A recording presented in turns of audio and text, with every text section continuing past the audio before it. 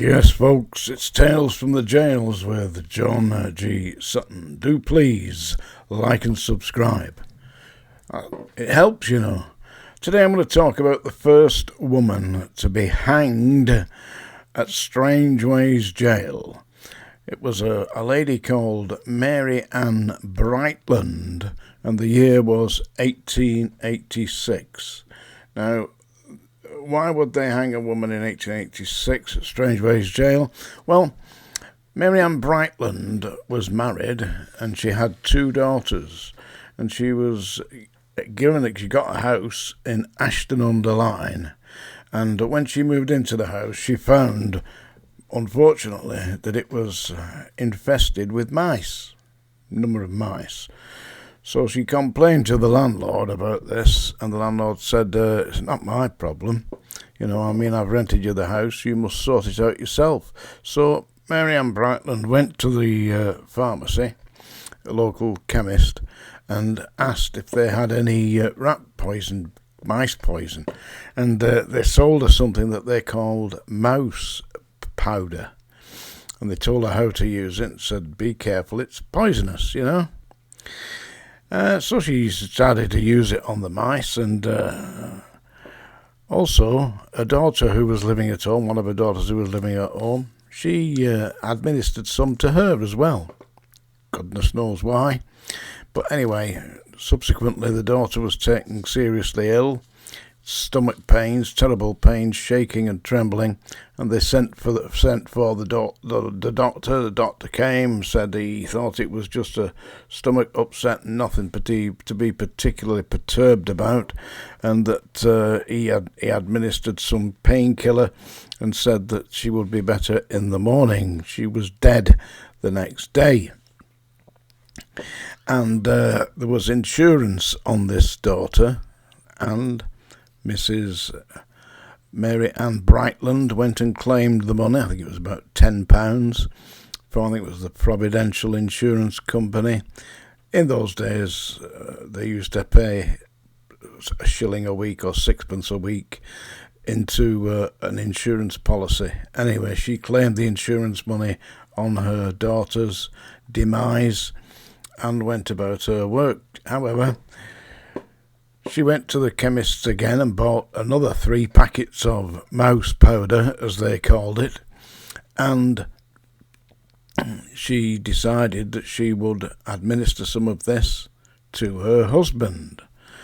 And subsequently, her husband, who was a bit of a boozer, he took ill, started shaking and groaning and all the rest of it, and sent for the doctor, different doctor this time, and he said, it's just a reaction to the alcohol, because he's been drinking too much. That's why he's seeing things, he's shaking, he's effectively suffering from what's known as delirium tremens, and administered some pain-killing medication, went away, and sure enough, the next day her husband was dead. And Mary Ann Brightland went to the Providential Insurance Company and claimed the insurance money on her dead husband, because he was insured through them.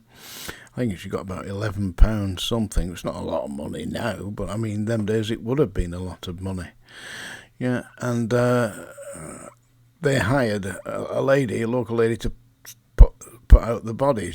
She'd done the daughter's body and she did the husband's body, and the lady who was laying them out, preparing them for burial, noticed that there was something very strange about the way that the corpses were. Their fists were clenched tight. She couldn't get the hands to open. Normally she would lay them out with the hands across the chest or whatever, but she couldn't get the hands to open. So now we got Mary Ann Brightland in this house, and she still can't get rid of the damn mice, and she's made friends with a couple down the road who invited her to stay in their house for a little while she overcome the trauma of the 2 deaths in her family, and get away from the mice, which she would continue to poison.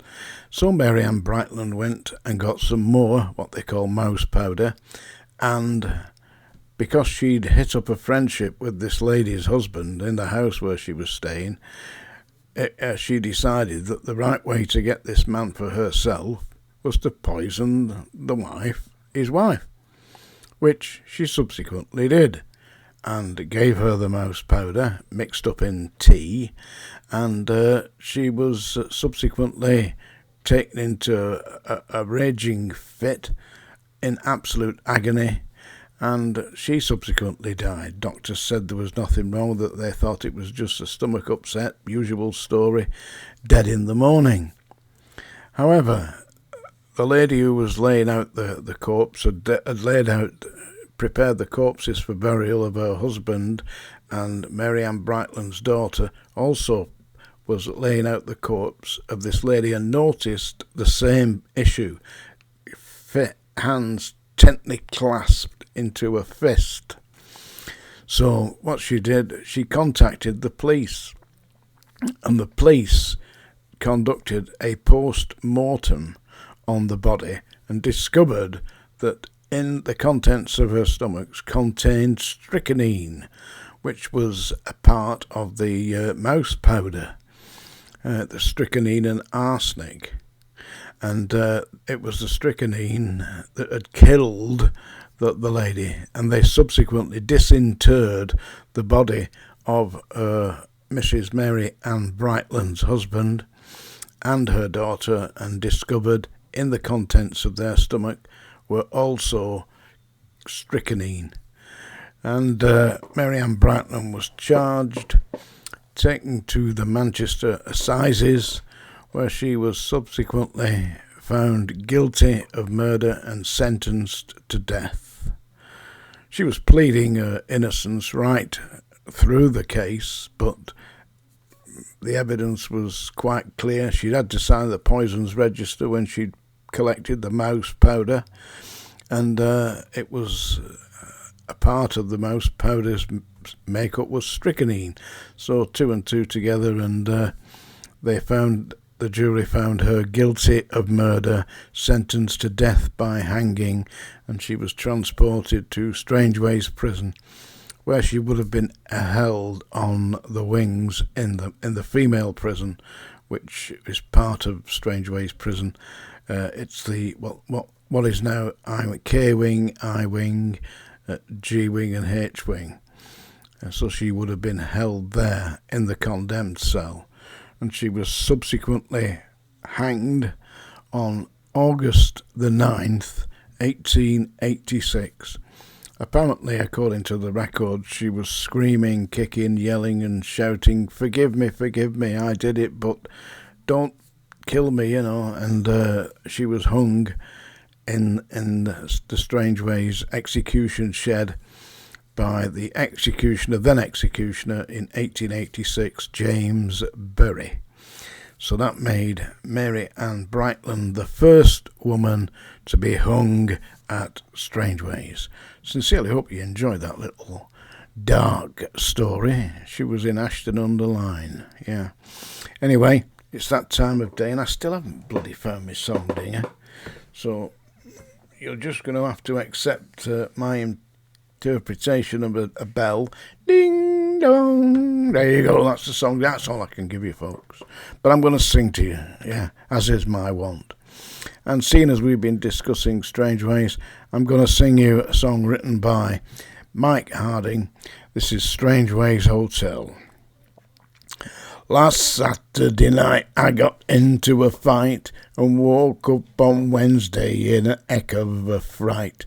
'Cause the judge said, young fella, you're going for a spell. 6 months hard labour in Strangeways Hotel.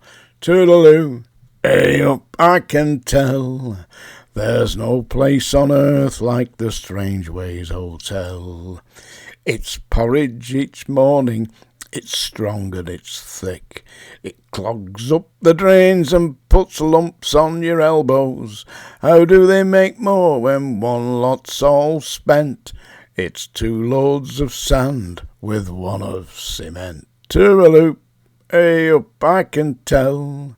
There's no place on earth like the Strangeways Hotel. It's fish every Friday, it's fish 2 foot wide. Covers up your plate and hangs over the side. You can tell that it's Friday just by the smell, 'cause the fish have all done time in the Strangeways Hotel.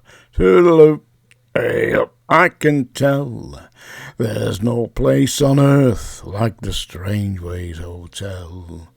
Well, we don't sleep like tops and we don't sleep like logs, 'cause the bed bugs are feet like a collier's clogs, and they bite and they pinch and they wrestle you as well. Then they kick you out of bed in the Strangeways Hotel. Toodaloo, hey up, I can tell there's no place on earth like the Strangeways Hotel.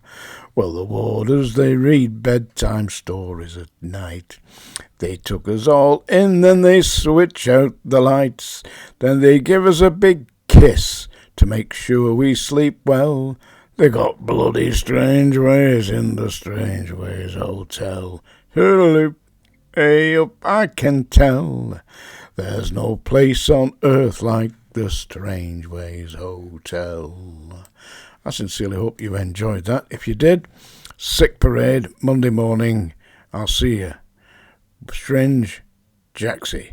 Anyway, don't forget to do like and subscribe. Hey, and comments. Leave me some comments. I like the insults.